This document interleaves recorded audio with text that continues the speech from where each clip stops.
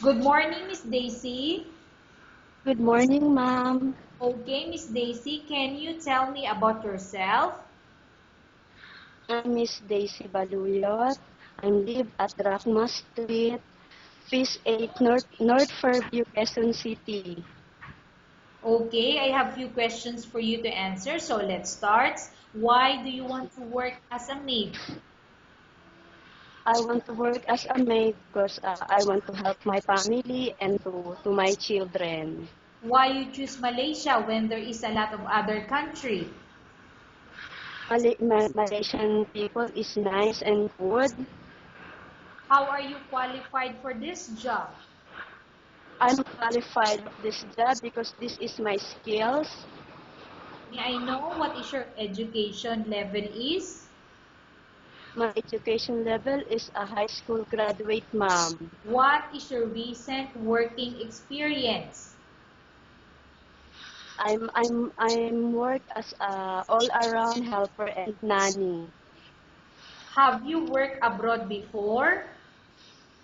No, but my employer here in Manila bring me to Palau for almost 3 months, and then after that we going back here to Manila. Do you have experience of taking care of baby? Yes, ma'am. Whose baby you are taking care of? The baby that I'm taking care before for to my employer. What about elder or older people? Do you have experience? Honestly speaking, ma'am, I don't have an experience for taking care of all elder woman, but I am willing to learn to taking care of them. Okay. Do you have any other special skills? My special skills is household work, ma'am, like cleaning, laundry, ironing, all household work. Okay. Are you willing to learn new skills? Yes, ma'am. Are you willing to work with a family where the mother-in-law or any relatives stay together? Yes, ma'am. Currently, are you still working now? No. Do you know how to cook? Yes, ma'am. What sort of food can you cook? Uh, I cook a Filipino only, Filipino food, Okay, can you please tell me what Filipino food that you can cook? like adobo and sinigang. Are you aware that you will have to do washing, cleaning, ironing, and cooking? Yes, ma'am. From all the house chores or household work such as cooking, cleaning, ironing, and washing, which do you like most? Ma'am, all housework job, I want to do that. If ever you were selected to work in Malaysia, who will take care of your kids? My parents is taking care of my kids. You are not allowed to use handphone during working hours. Yes, ma'am. You are only allowed to use handphone after you finish all the works and when going to bed. Yes, ma'am. You are strictly needed to surrender the handphone to your employer in the morning and your employer will return back to you once you're going to bed. Yes, ma'am.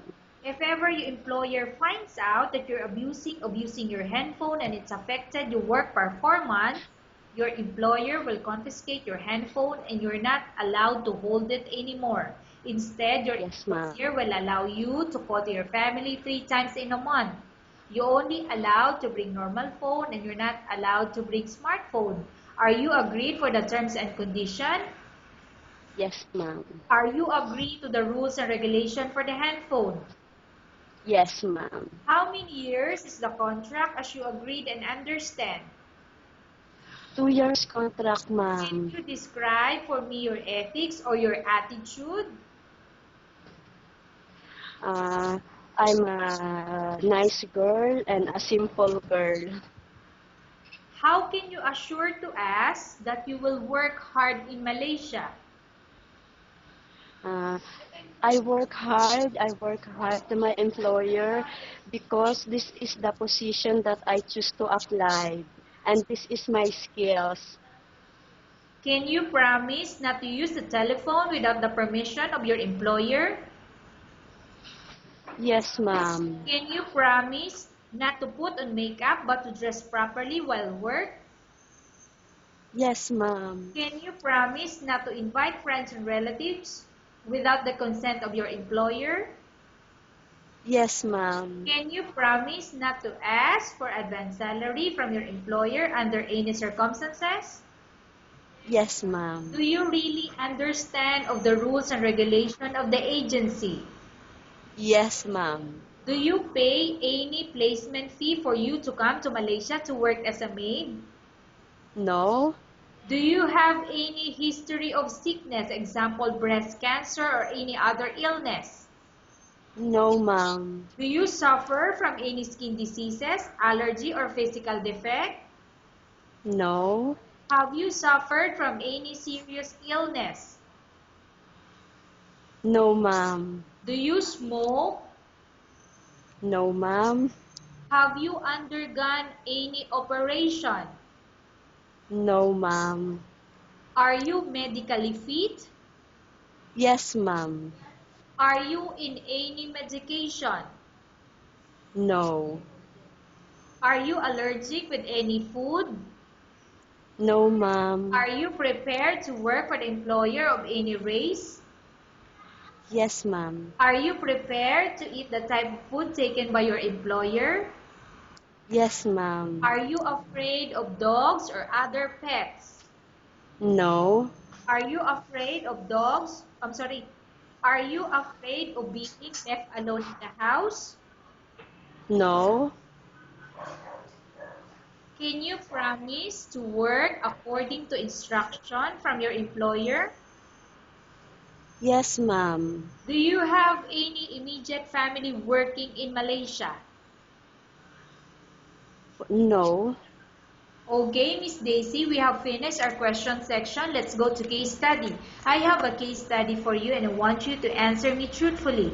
Upon Yes. arrival in Malaysia within 6 months, if ever any of your family members pass away, what will you do? Will you continue to work till finish your contract or you will go back? Uh, if my employer is allow me to go here in Manila, I will. But my employer is not want me to go back. I will finish my contract. Okay. So tell us about yourself and why do you want to work in Malaysia as domestic helper? Uh, I want to work in Malaysia because I want to have an own house, and then I want to give to my children a good education. Okay, Miss Daisy, what do you want to tell to your employer who watching your video? Uh, Hi, ma'am. Good morning. Please help me or hire me in Malaysia, and I promise if you hire me, I do everything and honestly, faithfully, I'll do all the housework and task work that you are given to me. Thank you so much. Okay, Miss Daisy, thank you very much. We will update your agency if there's any selection made by the employer. Yes, ma'am.